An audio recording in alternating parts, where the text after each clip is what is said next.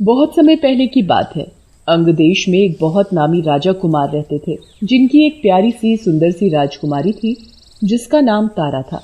पिताजी, अब मैं बड़ी हो चुकी हूँ, मैं अपना ध्यान रखना जानती हूँ। आप हर जगह मेरे पीछे सैनिक क्यों भेज देते हैं? राजकुमारी तारा, एक राजा होने के साथ साथ हम एक पिता भी हैं, इसलिए आपकी फिक्र रहती है। हम कुछ नहीं जानते। इस बार हम अपने बुआ जी के राज्य अकेले जाएंगे और कुछ दिन उनके साथ रह कर आएंगे। अच्छा अच्छा अच्छा, ठीक है। कल सुबह ही हम मंत्री जी से आपके कुंतल वन जाने का इंतजाम करवाते हैं।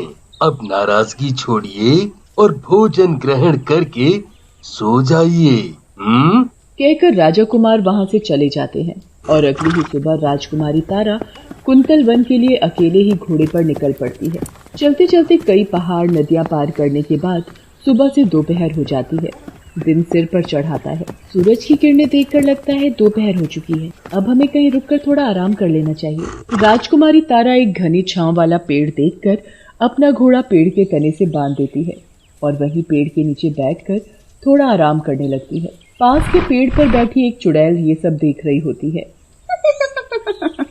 ये कौन है? देखने में तो कोई राजकुमारी लग रही है।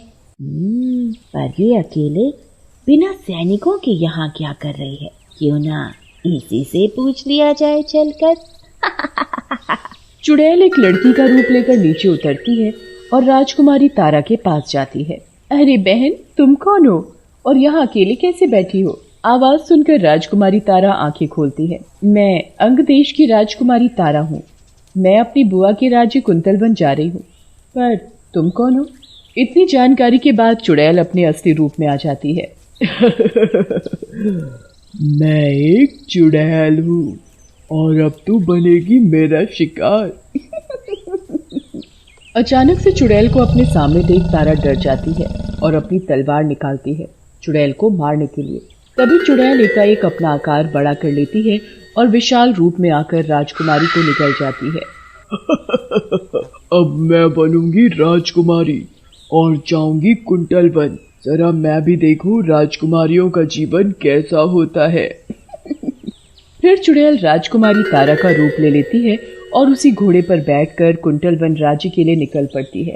अगले ही दिन वो कुंतल वन पहुंच जाती है। महारानी चारुमती की जय हो। आपके भाई की बेटी और अंग देश की राजकुमारी तारा आई हैं। तो उन्हें अंदर मेहमान कक्ष में ले आओ और उनके खाने पीने का बढ़िया प्रबंध करवाओ। चुड़ैल राजकुमारी तारा के रूप में आराम से उस महल में सेवाओं का लुत्फ लेने लगती है। वाह वाह, जिंदगी हो तो ऐसी। कितना बड़ा कमरा है और कितना बड़ा शीशा लगा हुआ है इसमें। मैंने तो पता नहीं कब से खुद को आईने में देखा ही नहीं है। जरा आज देखो तो मैं कितनी सुंदर चुड़ैल हूँ। चुड़ैल अपने असली रूप को शीशे में देख ही रही होती है कि महारानी चारुमती वहां आ जाती है। चुड़ैल जल्दी से तारा के रूप में आ जाती है और महारानी उस चुड़ैल रूप को नहीं देख पाती। अरे तारा, तुम अचानक से यहाँ आ गई। अंग देश में सब खैरियत तो है ना? जी बुआ जी, सब अच्छा है। बस आपसे मिलने का मन हुआ तो चली आई। आपको अच्छा नहीं लगा मेरा यहाँ आना? धत पगली, मैं बहुत खुश हूँ कि तुम मुझसे मिलने आई हो। चलो, अब रात हो चुकी है, तुम आराम से सो जाओ, कल सुबह बात करते हैं। कहकर महारानी चारुमती वहां से चली जाती है। ओहो, इतना स्वादिष्ट खाना खाने के बाद भी मुझे नींद नहीं आ रही। आखिर आएगी भी कैसे? मुझे कौन सा इस 56 भोग की आदत है। मुझे तो जिंदा लोग खाने में मजा मिलता है।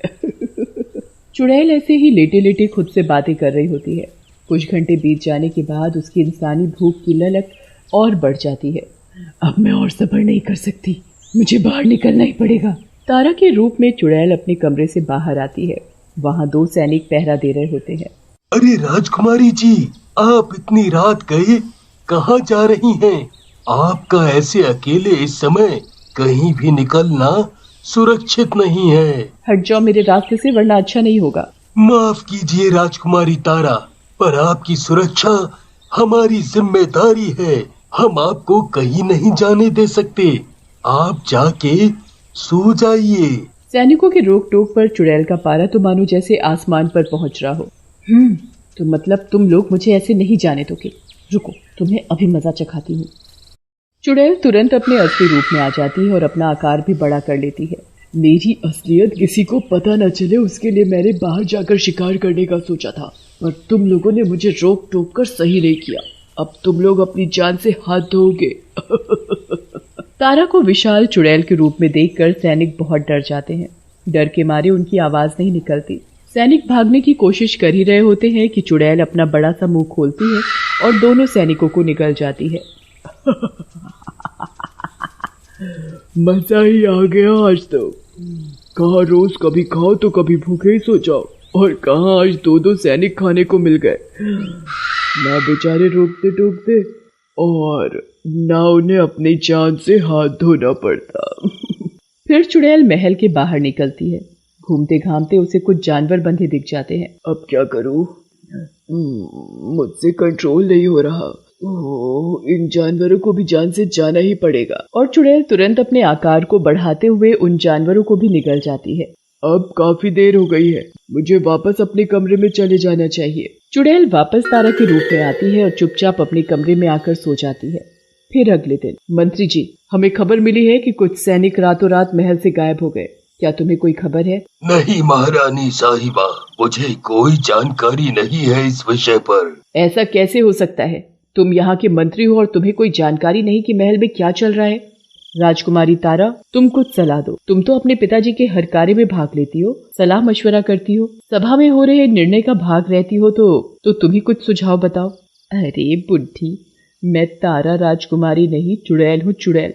भला तेरे को मैं कैसे समझाऊं कि मुझे महल का म और सभा का स भी नहीं आता।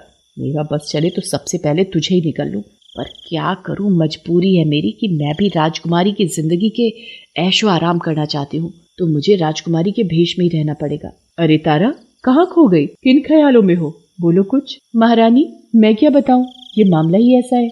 मैंने आज तक ऐसा मामला अपने राज्य में नहीं देखा, तो मुझे कोई अंदेशा नहीं है, माफ कीजिए। उस दिन चुड़ैल सभा में जवाबों और महारानी के शक से बच गई, तो चुड़ैल थोड़ा सुकून की सांस लेती है। पर इन सब से उसने कोई सबक नहीं लिया और ना ही अपनी हरकतों से बाज आई। अब हर रोज रात चुड़ैल अपने असली रूप में महल के बाहर जाती और जो भी उसके सामने पड़ता उसे जिंदा ही निकल जाती। एक दिन चुड़ैल तारा के रूप में बगीचे में टहल रही थी। तभी उसकी मुलाकात राजकुमार अरुण से होती है। चुड़ैल का उस पर दिल आ जाता है।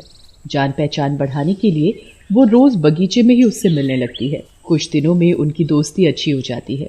इधर चुड़ैल अपनी ही दुनिया में मस्त थी और मजे कर रही थी, और उधर प्रजा में हाहाकार मच चुका था। हर दिन प्रजा से कोई न कोई गायब हो रहा था। किसी की भैंसें, किसी की गाय, किसी की बकरियां, तो किसी के पति पत्नी, तो किसी के बच्चे। प्रजा में तो मानो भूचाल आ गया हो। प्रजा मिलकर अब महारानी चारुमती तक गुहार लगाने पहुंचती है। मंत्री जी, ये क्या हो रहा है हमारे राज्य में? आसपास के राज्य में जब ये बात फैलेगी तो क्या संदेश जाएगा कि महारानी चारुमती अपनी प्रजा की सुरक्षा करने में अक्षम है। राजकुमार अरुण तक भी ये बात पहुंचती है, तो वो इस राज के जड़ तक जाने के लिए रात को भेष बदलकर निकल पड़ता है। रोज रात की तरह चुड़ैल उस रात भी अपने असली रूप में आकर इंसानों को निकल रही थी। राजकुमार अरुण ये सब अपनी आंखों से देख लेता है। रुक जाओ चुड़ैल, मैं तुम्हारी असलियत जान चुका हूँ। चुड़ैल राजकुमार को अपने सामने देखकर घबरा जाती है, क्योंकि अब उसकी सच्चाई अरुण के सामने आ गई थी। मैं तुम्हें राजकुमारी तारा समझ के पसंद करने लगा था, और तुम तो एक चुड़ैल निकली। हमारे ही राज्य में आकर हमारी ही प्रजा को नुकसान दे रही हो। छी, नफरत है मुझे तुमसे। मैं तुम्हें जान से मार दूंगा। राजकुमार की बात सुनकर चुड़ैल छोटे आकार में आ जाती है और उसके पैरों में गिरकर माफी मांगने लगती है। राजकुमार, तुम चाहो तो मुझे जान से मार दो, पर मुझसे नफरत नहीं करो। मैं तुम्हें बहुत पसंद करती हूँ, पर मैं क्या करूँ? चुड़ैल हूँ, मेरा पेट ऐसे ही भरता है। मुझे इस जिंदगी से मुक्ति दे दो, मार डालो मुझे। भयानक चुड़ैल होते हुए भी वो बुरी तरह रो रही थी। ये देखकर राजकुमार को उस पर दया आ जाती है और वो इंसानियत के नाते उसे गले लगाकर हमदर्दी दिखाता है। पर ये क्या, जैसे ही वो चुड़ैल को गले से हटाता है, चुड़ैल एक बहुत सुंदर परी बन चुकी थी। अरे तुम कौन हो और वो चुड़ैल कहाँ गई? मैं सोन परी हूँ। बहुत सालों पहले मुझे एक श्राप मिला था, जिससे मैं भयानक चुड़ैल में बदल गई थी। आज तुमने करुणामयी मन से मुझे गले लगाया तो मैं श्राप मुक्त हो गई, और मैं तुमसे वादा करती हूँ कि आज तक मैंने जितने भी लोगों को निकला है, मैं अपने जादू से उन सब को जिंदा कर दूंगी और सब ठीक कर दूंगी।